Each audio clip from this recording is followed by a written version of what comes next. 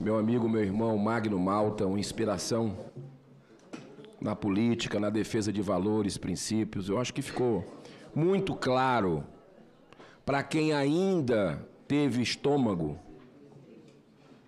para acompanhar essa CPMI, porque foi derretendo, ela foi perdendo a credibilidade dia após dia, quando a base do governo Lula, aliás, a tropa de choque do governo Lula, bloqueou aqui as investigações para se ver a verdade, a ampla investigação que não houve. E fica muito claro, meu querido deputado Feliciano, a diferença entre os sedentos por vingança e os sedentos por justiça.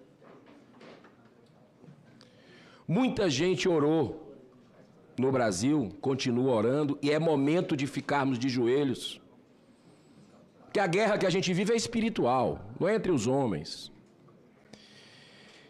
E a injustiça que nós estamos vendo aqui nessa CPMI, nesses 4 anos e meio que eu estou aqui, eu já participei da CPI da pandemia, que foi brutal também o que a gente viu lá, mas aqui chegou a se superar da crueldade, da maldade,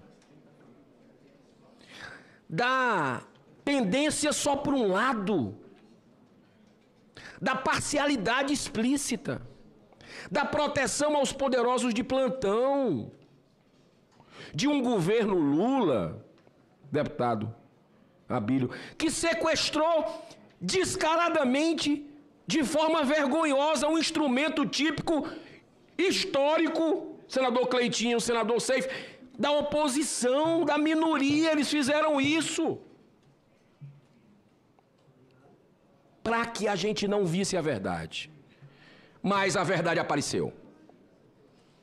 Desde a primeira sessão, mesmo eles botando a digital para não trazer, por exemplo, o comandante da Força de Segurança Nacional, que era uma peça-chave para dizer porque que o ministro Dino deixou quase 300 homens parados, de braço cruzado, enquanto a quebradeira comia solta na sede dos 3 poderes. Isso é omissão ou não é? Mas não. Ele está fora desse relatório, que é o relatório do governo Lula. É o relatório de quem tomou de assalto. E isso, tomar de assalto com o governo Lula, não tem coincidência nessa linha de palavras. Foi tomado de assalto. O relatório não tem uma linha mostrando a flagrante omissão que um jornalista da Reuters, que nós ouvimos aqui, num vacilo da tropa de choque do Lula, graças às orações dos brasileiros, porque a verdade ela acontece mais cedo ou mais tarde, ela vai prevalecer. Mas foi incrível como o Adriano Machado colocou, para todos ouvirem aqui, que viu a Força de Segurança Nacional parada com 300 homens lá. Mas o ministro Dino não queria dar o recibo. O recibo, além de não ter coragem para vir aqui, ele desrespeitou o parlamento brasileiro e o povo brasileiro quando não entregou as imagens, fez um jogo de esconde-esconde, de apaga-apaga. Isso foi um jogo de cena. E essas imagens, aprovadas por nós, não chegaram até hoje. O que é que tinha mais a esconder além dos 300 homens? É quem estava no ministério desde de manhã? Mas a população entende, porque muitas vezes o silêncio fala muita coisa. O general Gonçalves Dias, o general do Lula, é outra esculhambação. Não está indiciado. Você vê que a própria mídia brasileira perdeu a credibilidade. Ontem foram as manchetes. Relatório é desacreditado por nem sequer indiciar o Dias. Ou seja, a proteção é um negócio tão escandaloso que só coloca mesmo um lado. Pessoas que sequer foram ouvidas, a maioria das pessoas que sequer foram ouvidas foram indiciadas só de um lado. Olha, senhor presidente, eu quero dizer o seguinte: o grande pacifista, humanista, Mahatma Gandhi diz o seguinte: no olho por olho, dente por dente, a humanidade vai acabar cega e sem dentes. Isso é um relatório de vingança. Aliás, os Vingadores, que o ministro Dino falou, chegou a verbalizar aqui, é a cara desse relatório que foi encomendado pelo governo Lula. É vingança, é revanchismo. O brasileiro é pacífico. O brasileiro não tolera esse tipo de coisa. Deputado Brunini, uma injustiça em algum lugar é uma ameaça à justiça em todo lugar. Essa peça que a gente está vendo aqui não cita o general G. Dias, não indicia. Um homem que teve a possibilidade de botar 5.000 profissionais de segurança da guarda presidencial para proteger o patrimônio. Não são 300 não, que é da Força de Segurança Nacional. Era mais de 5.000. Foi muito fácil o que aconteceu. Quem se beneficiou com isso? Aqueles que querem perseguir seus adversários. Aqueles intolerantes que passa pano para o Hamas, grupo terrorista, não tem moral de chamar brasileiros de terroristas. Não tem qualquer moral. Quem passa pano na cabeça do Hamas, que tem parlamentares que assinam uma nota em 2021 para não classificar o Hamas como terroristas. Esse jogo dúbio, feio do governo Lula, todo mundo está vendo.